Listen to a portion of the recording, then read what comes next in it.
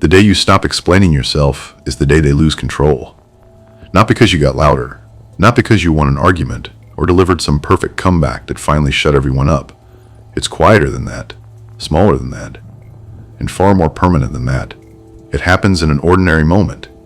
Maybe you're mid-sentence, halfway through justifying a decision you already know was right, and something in you simply stops.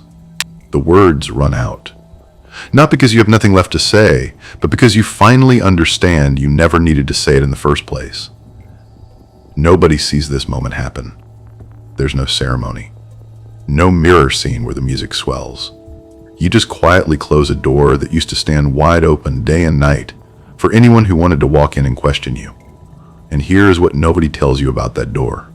The people who leaned on it the hardest, who pushed through it most often, demanding reasons, demanding accounts, demanding to know why you did what you did, and who gave you permission to do it. Those people were never actually looking for understanding. They were looking for access. Access to your decisions. Access to your time. Access to the part of you that still needed their agreement before you could feel settled in your own choices. The day you close that door, they don't just lose an explanation, they lose their access. And people who have built their entire relationship with you around access do not take that loss quietly. This is that story. The day you stop explaining, the day they lose control. Let's talk about how you got here, because nobody arrives at the habit of over-explaining by accident. It's built, piece by piece, usually starting so early you don't even remember laying the first brick. Think back. Somewhere in your childhood, explaining yourself was survival. A parent who needed a reason before the anger cooled. A teacher who needed an excuse before the punishment lifted. A household where love felt conditional on the quality of your justification. You learned quickly that a good enough explanation could buy you safety. So you got good at it. Really good. That skill followed you everywhere. Into friendships, where you explained why you couldn't make it, why you needed space, why you felt what you felt. Into relationships, where you explained your moods, your boundaries, your past, your future, as if love were a courtroom and you were permanently on the stand. Into jobs, where you explained decisions that were entirely within your right to make, just to avoid the discomfort of someone raising an eyebrow.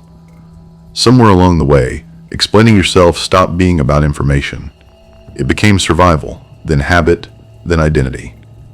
You started to believe that being a good person meant being a transparent one, endlessly available for questioning, endlessly ready to defend your choices to anyone who asked. You mistook that constant defending for humility, for kindness, for being easy to get along with. But here is the quiet truth underneath all of it. Every time you explain yourself to someone who hasn't earned the right to ask, you hand them a gavel. You invite them to rule on the legitimacy of your own life. And most of them never even asked to be your judge. You handed them the robe yourself. This isn't about becoming cold or distant. It's about recognizing a pattern that was never really about connection. It was about control, just usually not your own. Here is what over-explaining actually costs you, and it's more than time. Every explanation you give to someone who hasn't earned it is a small transfer of power. You are saying without meaning to that your decision isn't complete until it's been approved, that your choice isn't finished until someone else nods along. You are outsourcing the final say on your own life to an audience that never asked for the job and, in most cases, isn't qualified to hold it. Think about how much energy this takes. The mental rehearsal before a hard conversation, running through your reasons like a lawyer preparing a defense. The anxious replay afterward, wondering if your explanation was convincing enough, whether they believed you, whether you said it the right way. The low hum of dread before certain phone calls, certain messages, certain family dinners, because you know a question is coming and you had better have your answer ready. And the cruelest part is this: the explanations rarely even work. You can hand someone the most airtight, reasonable, generous justification for your choice, and if they were never going to accept it, they won't. Not because your reasoning was weak, because agreement was never the actual goal. Control was. And control isn't satisfied by a good explanation. It's only satisfied by your compliance. So you can spend years refining your defense. Or you can ask a harder, more freeing question. What if you didn't need one at all? There is usually a specific moment when this shifts. Not a plan, not a strategy you read somewhere and decided to try. A breaking point, quiet and undramatic, that arrives after one too many rounds of the same exhausting cycle. Maybe it's the 5th time you've explained the same boundary to someone who keeps testing it anyway. Maybe it's watching your reasons get twisted, picked apart, used against you, no matter how carefully you word them. Maybe it's simply waking up one day and feeling, for the first time, the full weight of how tired you are. Not tired from the decision itself, but tired from defending it over and over to people who are never going to stop asking. And in that moment, something quiet clicks into place. Not anger. Not rebellion. Clarity. You realize you have been treating your own life like it requires a permit. Like every choice needs to be filed, reviewed, and approved by a committee of people who don't have to live with the consequences. Only you do. And once you see that clearly, you cannot unsee it. This is the day. Not a dramatic confrontation. Not a speech where you finally tell everyone off. Just a private, internal decision. I will still make my choices with care. I will still be thoughtful. I will still be kind. But I will no longer treat my reasons as something owed to anyone who simply demands them. You don't announce this day. You don't need to. It shows up on its own. In the next conversation, the next time someone asks why, and you feel the old script rising in your throat, and you simply set it down instead. That's the whole event, setting it down. And it changes everything. Now here is where it gets interesting, because the people around you will feel this shift before they understand it. Some relationships are built on mutual respect, where explanations are shared freely because both people want to understand each other, not because either one demands it. Those relationships barely notice the change. If anything, they grow stronger, because you show up in them lighter, steadier, more yourself. But other relationships were never built that way. Some relationships were quietly built on your explaining, on your willingness to justify, to soften, to make yourself smaller and more accountable than the situation actually required. In those relationships, your explanations were never really about information. They were the mechanism of control. As long as you kept explaining, the other person kept deciding whether your reasons were good enough. And that decision was the leash. The moment you stop pulling on that leash, they feel it go slack. And people do not respond well to a leash going slack in their hand. This is why they lose control. Not because you did anything to them, simply because you stopped participating in a dynamic that required your participation to function. Watch what happens next, and you'll start to see the pattern clearly. Some will ask more questions, louder and more often, as if volume could replace the explanation you're no longer giving. Some will accuse you of changing, of becoming cold, of thinking you're better than everyone now. Because your silence, to them, must mean something is wrong with you, not something is finally right. Some will bring up the past, hoping guilt can do what demands could not. Some will simply go quiet themselves, testing whether withdrawal will pull the old explaining habit back out of you. None of this is really about you. It's about them discovering, in real time, that a dynamic they relied on no longer works. Their reactions are not evidence that you've done something wrong. They are evidence that you've done something different, and different to a system built on your compliance feels like a threat. This is the part that requires the most steadiness. Because watching someone lose their grip on you can look, for a moment, like you're the one causing damage. You are not. You are simply no longer available to be held the way you used to be held. That is not cruelty. That is boundary. And boundary was always allowed to exist, even when nobody around you wanted to admit it. Let's talk about silence, because it is the single most misunderstood tool you now have. Silence is not the same as anger. It is not the same as punishment, and it is not the same as shutting someone out of your life entirely. Silence, used with intention, is simply the absence of a performance you no longer owe. It is the space where an explanation used to live, now left open, unfilled, because filling it was never actually required. Most people have never experienced someone holding a boundary without defending it. It is genuinely rare. Most of us have only ever seen boundaries, argued for, justified, apologized for in the same breath they're said. I can't come, I'm sorry, It's just that I have so much going on, I really hope you understand. An entire boundary, wrapped in 3 layers of apology, handed over like it needs permission to exist. Try this instead. I can't make it. Full stop. No further clauses. Notice how uncomfortable that feels the first few times. Notice the urge to keep talking, to add the softening explanation, to make sure they don't think badly of you. That urge is old wiring. It is not truth. You are allowed to let a sentence end where it actually ends. This is not about being harsh. You can still be warm. You can still care deeply about the people in your life. Still choose, when it serves connection, to share your reasons freely and generously with people who've earned that access. The difference is that now it is a choice, not a debt, automatically owed to anyone who asks. Respect, real respect, is rarely won by convincing people you're right. It's won by demonstrating, calmly and consistently, that your choices don't require a permission slip. People respect what holds its shape without needing to be defended. They test what bends the moment they push on it. Silence, used this way, isn't withdrawal.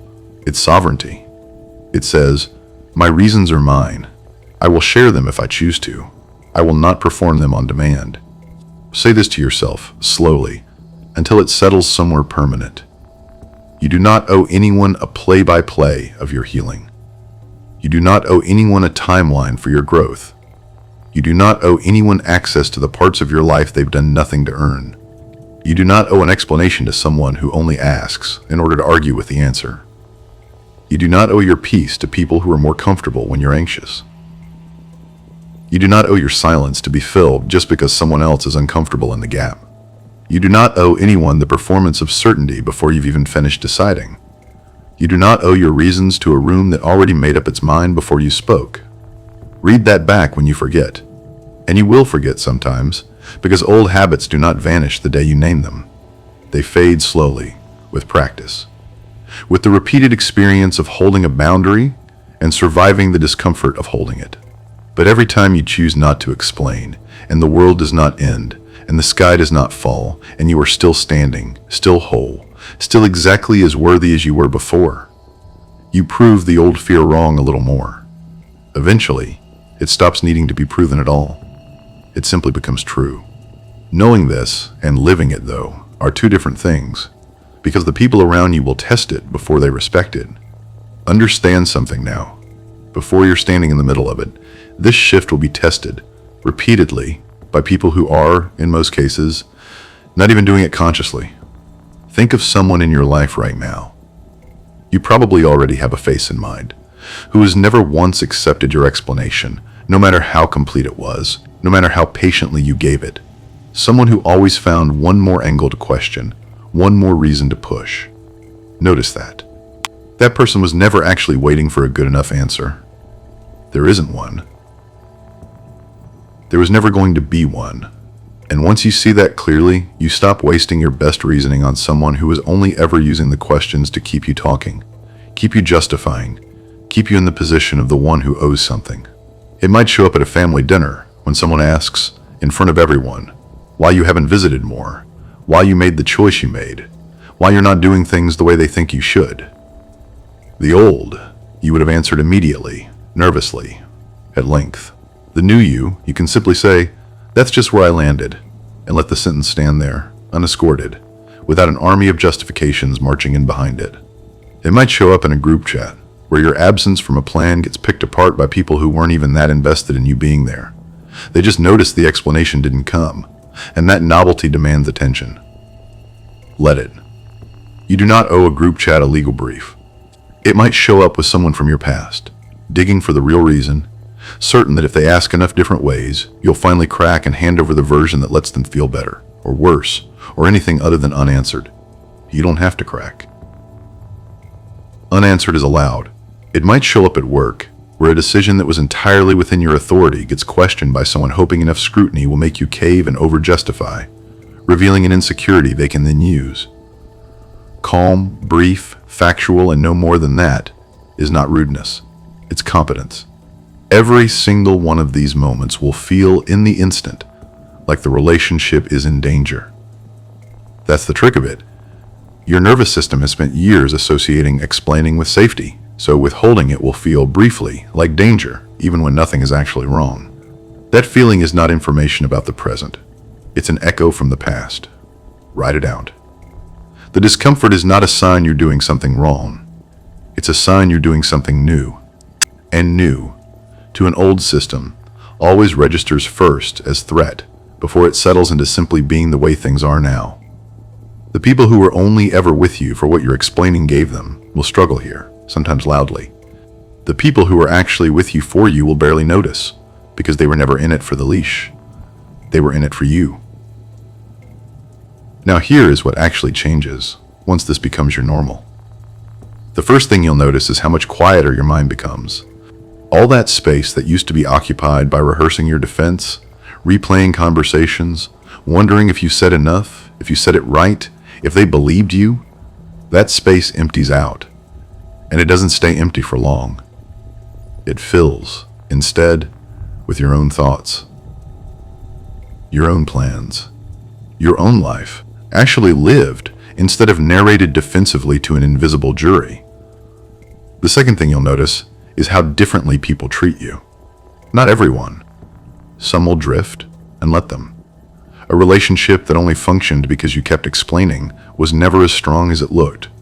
But the ones who remain will start to treat you with a different quality of respect, not louder respect. Quieter, the kind that doesn't need to be asked for, because it's responding to something real. A person who is settled in their own choices and doesn't need anyone else's approval to stay settled. You'll also notice, strangely, that people start asking your opinion more, not less. There's a particular kind of trust that gathers around someone who isn't constantly seeking validation. It reads as steadiness, as competence, as someone whose word means something, precisely because it isn't handed out cheaply, wrapped in 10 qualifiers, apologized for in advance. And you'll notice the return of something you may have forgotten you'd lost. Energy.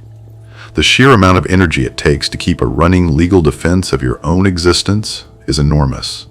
And most people who carry it don't even realize how heavy it's become, because they've never put it down long enough to feel the difference. You will. And once you feel it, you will understand exactly why you're never picking it back up. This is not a life with no explanations in it. You'll still explain things to people you trust in moments that call for it, because you want to, not because you're cornered into it. The difference is the word want. That single word is the entire transformation. So here is the truth this whole day rests on, and it's simple enough to carry with you for the rest of your life. You were never actually required to explain yourself to everyone who demanded it.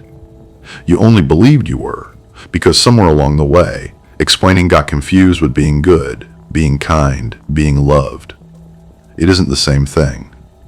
You can be good and kind and deeply loved and still hold a boundary that needs no defense attached to it. The people who lose control on the day you stop explaining were never in control of your life to begin with. They were only ever in control of your reactions. And the moment you stop reacting on command, you find out, sometimes for the first time, how much of your life was already yours the whole time. You had just been handing the keys over voluntarily, every single day, to anyone who asked loudly enough. You don't need a perfect comeback. You don't need the last word. You don't need to win the argument, prove your point, or make sure everyone understands and agrees before you move forward. You only need to stop handing over the gavel. So the next time someone asks why, and you feel that old, familiar urge to perform your reasons for them, pause. You don't have to answer. You are allowed to simply say, because I decided, and let that be complete on its own. This is your day. It doesn't arrive with fireworks. It arrives in a single sentence. You choose not to finish explaining, a single silence you choose not to fill. And on that day, quietly, without asking anyone's permission, you take your life back. Let them lose control. You were never meant to hold the leash for them in the first place.